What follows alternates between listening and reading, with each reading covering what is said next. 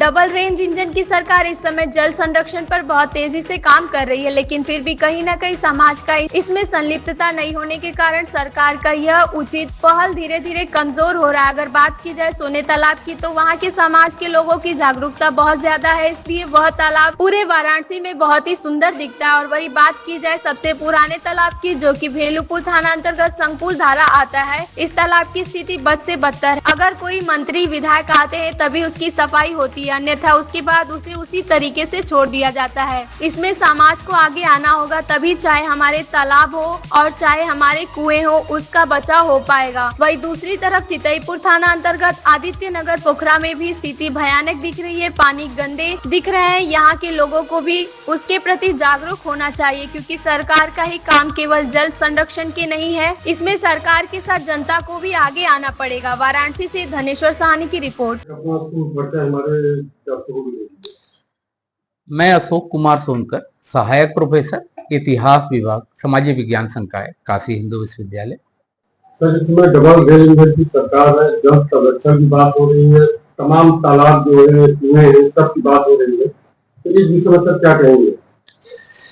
एक तरह से कह सकते हैं कि तालाब कुंडों के लिए स्वर्ण काल चल रहा है। आजादी के 75वें वर्ष के साथ ही अमृत काल भी हम लोग मना रहे हैं। और काशी में आप देखेंगे जो प्राचीन काल में तालाब बने थे, लगभग वो जीर्ण शीर्ण अवस्था में थे। निरंतर उन तालाबों को साफ करने की जिम्मेदारी कहीं न कहीं सरकार ने भी उठाया है। और हम लोग मैं स्वयं 10 सालों से एक अभियान जल है तो कल है और जल स्रोत है तो जल है, इस तरह लगभग कई सारे तालाबों को हम लोगों ने साफ किया है, स्वच्छ किया है। पहाड़िया तालाब एक उदाहरण है। यदि आप 10 साल पहले का फोटो पहाड़िया तालाब को उठाएं और आज का आप देखेंगे तो काशी का सबसे सुंदर तालाब के रूप में और सबसे स्वच्छ जल के रूप में वो स्थापित है। तो कहीं ना कहीं कह सकते हैं सरकार का एक बड़ा योगदान है, मगर जब तक स्थानीय लोगों का सहयोग नहीं मिलेगा तब तक किसी भी तालाब को, कुंड को हम संरक्षित नहीं कर सकते हैं, सुरक्षित नहीं रख सकते हैं। क्योंकि सर बारिश काफी दिनों बाद, अब कल भी बारिश हुई और बारिश का इस बार लक्षण भी बहुत ज्यादा अच्छा आ रहा है। बारिश हुई, सर बारिश के पानी को कैसे संरक्षित करें और किस तरीके से उसको संरक्षण के विषय पे लाया जा सके? ये कह सकते हैं कि बहुत दिन बाद सावन जब से शुरू हुआ है, लगभग एक हफ्ते से कंटिन्यू बारिश हो रहा है। तो मैं गांव के लिए भी, शहर के लिए भी, दोनों लोगों को यही कहूंगा कि ये आपके लिए एक बहुत अच्छा अवसर है जल संरक्षण का। यदि आपने हार्वेस्टिंग सिस्टम नहीं बनाया है, यदि आपका 2, 4, 5 विस्से का प्लाट है, तो आप 4 बाई 4 का एक गड्ढा मुश्किल से 6 फीट खोद कर उसमें आप बालू गिट्टी डालकर एक तरह से अपने छत के पानी को उसमें डाल सकते हैं, जिससे आपके आसपास का भूगर्भ के जल के लेवल बढ़ेगा।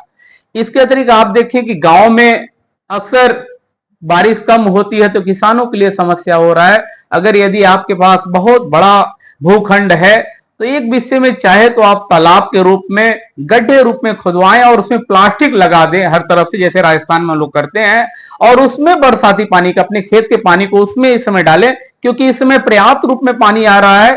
भूमि आपकी गीली है, हो सकता है वो पानी किसी और दिशा में चले जाए। जब बारिश कम होगी या सूखा की अवस्था होगा तो आप उस पानी को संरक्षित कर सकते हैं और आपकी उपज भी उत्तम हो सकता है। तो जल संरक्षण शहर और गांव में दोनों करने की आवश्यकता है और वरुण देव कह सकते हैं कि इसमें खुश हैं। भारत में क्या लगता है आपको कि जितने भी तालाब और कुएं हैं, क्या उसको सरकार द्वारा पूरा संरक्षित कर दिया गया है? नहीं, पूरा तो संरक्षित नहीं हुआ है। देखिए, मैंने कहा कि तालाब, कुंड पीपी मॉडल पे ही स्वच्छ और सुंदर हो सकते हैं।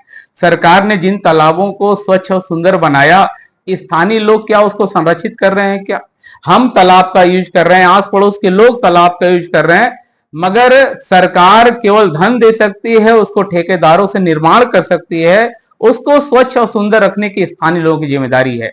अभी भी बहुत बड़ी मात्रा में आप देखें, चाहे सोना तालाब की बात किया जाए या सारंग तालाब की बात किया जाए या बेनीपुर पोखरा की बात की जाए, या कहें अनेक ऐसे तालाब हैं जो धार्मिक तालाब हैं, जो पौराणिक तालाब हैं, जो कहीं ना कहीं हमारे भारतीय संस्कृति से जुड़े हुए हैं और वह आज भी कहें कि उपेक्षा का शिकार है। सरकार ध्यान दे रही है, मगर हमें आपको भी उस पर ध्यान देने की आवश्यकता है, तब वो तालाब स्वच्छ और सुंदर हो पाएगा।